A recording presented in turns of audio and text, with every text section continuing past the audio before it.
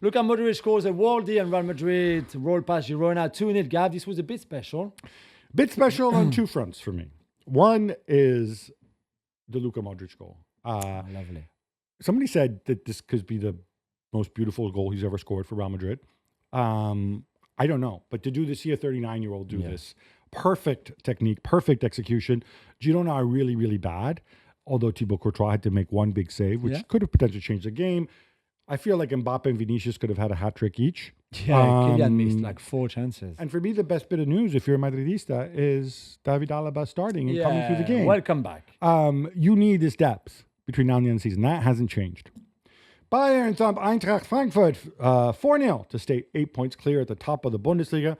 Jules, Harry Kane started this one on the bench. Yeah, it was not fully fit. Thomas Müller started. Bayern were great. I mean, he was in Munich, so I didn't expect Frankfurt to really trouble them. But still, it's a game that you had to win because Bayer Leverkusen won the day before. Olise was great. It took them a bit of time to score the first goal, and after that, it just opened up for them. Musiala scored a goal that was a little bit lucky, but with still the swag that he has, I love seeing him dribbling. It's just so... Wait, that was lucky, so the cool. way he beats all those guys? Yeah, but still he gets a bit of a, the luck. But yeah, like good... I think they need a good performance like this after the really bad game against Celtic. And don't be fooled by the fact that several of these goals came very late. They were just dominant throughout. They were very good from start to finish. Against an Eintracht side who, I don't think have given up the ghost at all or shouldn't have. I expected more from them. Lautaro Martinez scores late to give Inter all 3 points against Genoa. And my boy Patrick Vieira, Gab, they're top again. They are. They didn't know it at the time because of course, Before Napoli lost the following day. This was a really, really tough game for Inter. What Patrick Vieira has brought to Genoa is organization, and he's brought intensity. Genoa play with an intensity that not that many Serie A teams reach for 90 minutes. And Inter struggled with that. Yeah, they're struggling with the fact that there's no Marcus Thuram because Joaquin Correa, who is not good, and then he gets injured and goes out. And then Mehdi Taremi goes on and causes chaos.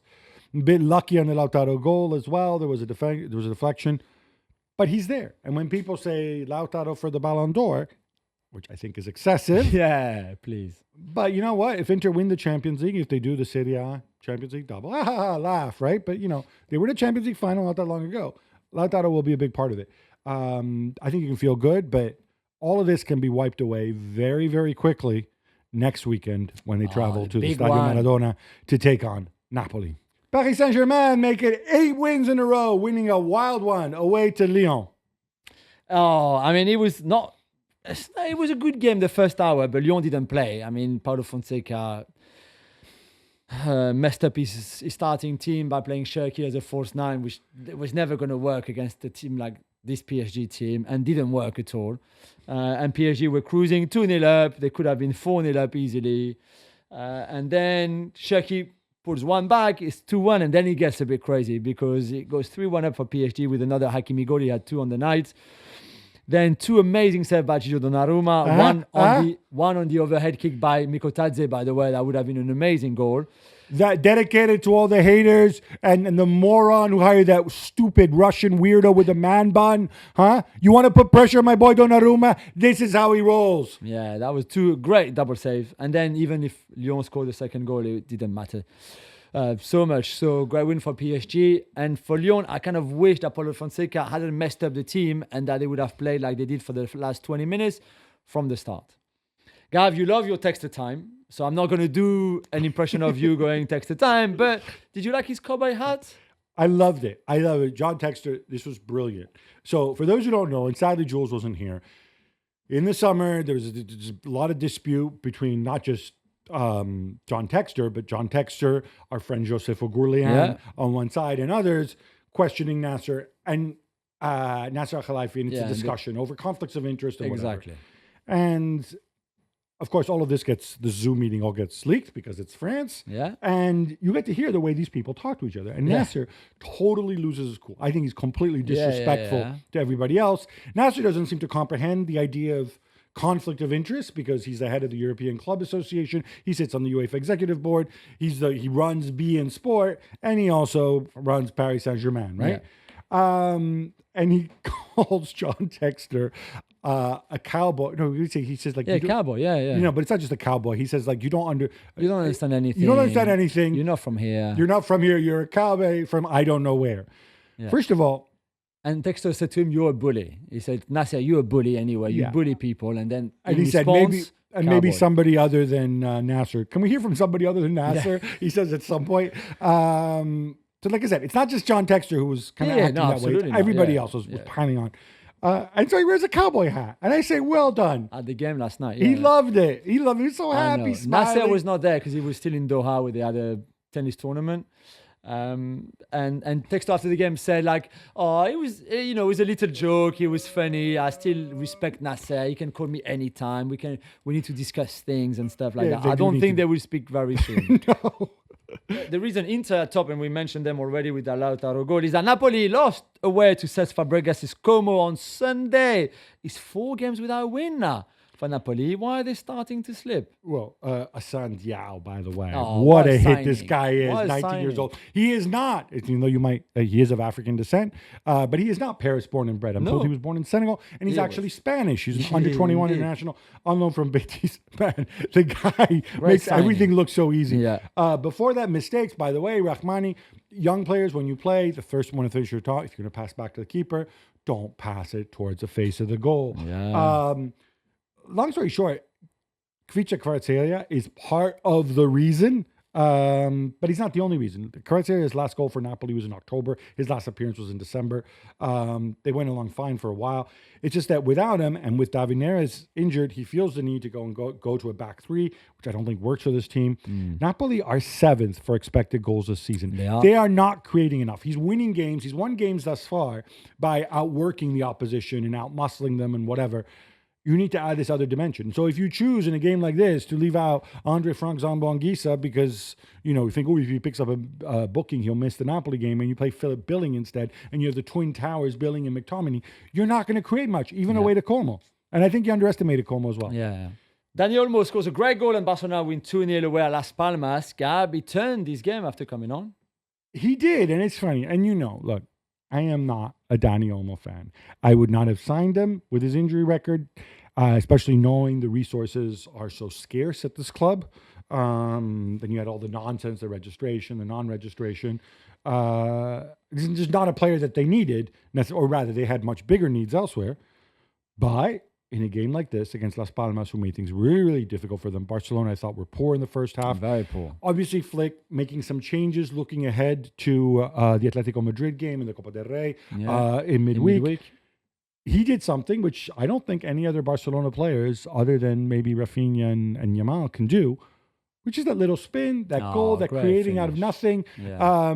He brings that unpredictability where he can break games, he can break down defenses, and that's what he's there for. And I think this can be his role at Barcelona. Now, it's a lot of money to spend for a guy who does this role, but it can put you over the top. And Ferran Torres, my man, scoring another one in garbage time. No bounce back from Milan, Gabi. They have a nightmare at Torino and lose 2-1. Yeah, and the irony here, Sergio Conceição came out afterwards and he says, look, this isn't normal because we dominated the game.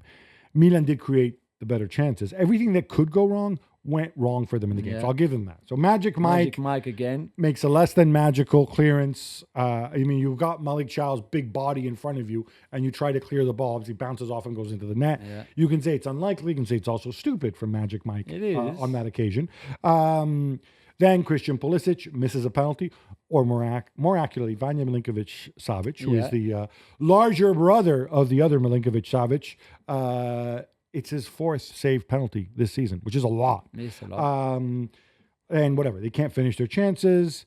And then he finally takes off João Felix, who is clearly cramping Tijani Reinder's style. Who scores? Reinders score. Of course. And then they're all happy and telling each other, come on, let's go and win this. Yeah, because 1-1 by then. Because it's 1-1 at that stage. And then they don't realize. A minute later. Torino take a quick free kick, and then they're 2-1 down. Look, Sergio Conceição says, it's not normal. He did everything he could. Yeah, okay. You still have a Rafael Leao issue. You took him off at halftime. You still have a João Felix issue, which I think is very obvious to everybody except for him. And Theo Hernandez is still out there. And I want to know why. Well, maybe because he's suspended in the Champions League that you're not playing in until next year. A lot of people now, and again, this is how the media works, and people saying things. A lot of people say that Milan had agreed to transfer him to Como in January. Como, there was rumors of Como offering 40 million, 60 million for something crazy like that. Wow. And it was Theo Hernandez who turned it down. I haven't been able to confirm that, but it does sound like a way of putting Theo Hernandez down and making him seem even more unstable than he is. Yeah. I'm not going to see him at the World Cup, am I? Theo Hernandez? No, I think he would be in the squad. Yeah, I think Deschamps likes him. Why doesn't he act like that when he's with France? I don't know. It's a good question. Julian Alvarez scores twice, and Atletico Madrid win 3-0 at Valencia. Jules, he's up to 19 goals in all competitions, which is the same as he had last year. Yeah, already the same. Slow start of his Atletico career. We've said that many times on the show. After the massive transfer with a big transfer fee, and now he's just repaying every penny, and he's in so much confidence in a team that plays so much on his strength too, and his partnership and relationship with Griezmann, who was involved in the 2 goals again as a second assist and an assist, is just wonderful to see. So that is working. Is it working enough to beat Real Madrid in the Champions League, for example, to win this La Liga title? It will be tight. They will make things difficult for everybody, and that was a good win because to go to Valencia and smash them like that was not going to be easy, I think. I'm going to hold my hand up. I was a Julian Alvarez doubter. Yeah, I'm not the only one. But Pep Guardiola clearly was as well. Yeah. I was not, like, okay, great. You scored some goals and you won the World Cup, but you had that guy Messi playing with you. And you scored 19 goals last season for City. Okay, great. But, you're feeding off Erling Haaland scraps, and you've got De Bruyne and Foden and Bernardo Silva feeding you the ball. So, okay, sure. Certainly not 80 million worth. Yeah. However, Atleti, it's a bit different. You mentioned Griezmann.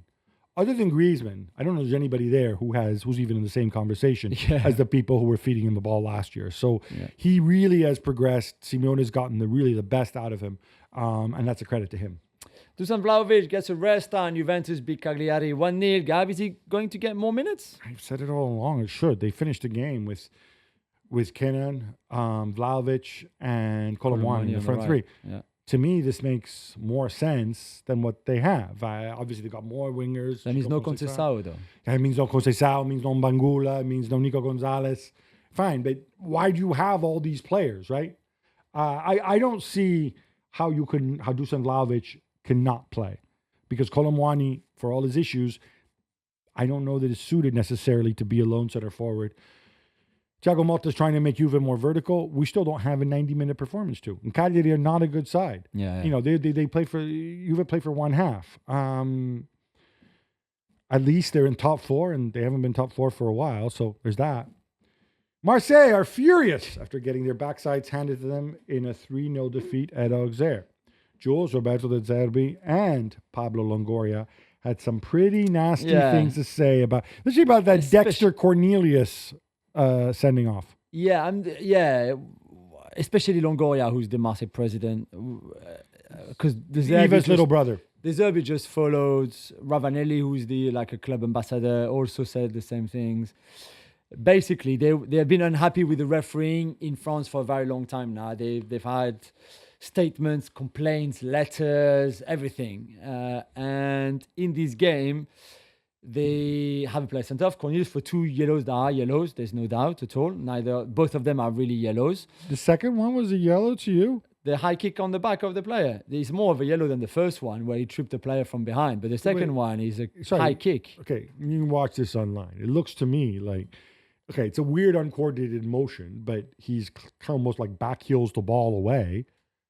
And then what's he supposed to do then? It looks to me like he tries to avoid the follow through. It's a high dangerous. I thought high kick, really high foot. Okay, high foot. You're keeping you just put your arm, for those who are watching this on video, at head level. It's on the back of the Auxerre player. I thought it was 2 yellows. They were not happy with the penalty they should have had. That's the one that annoyed them the most on Quentin Merlin, which potentially I think could have been given.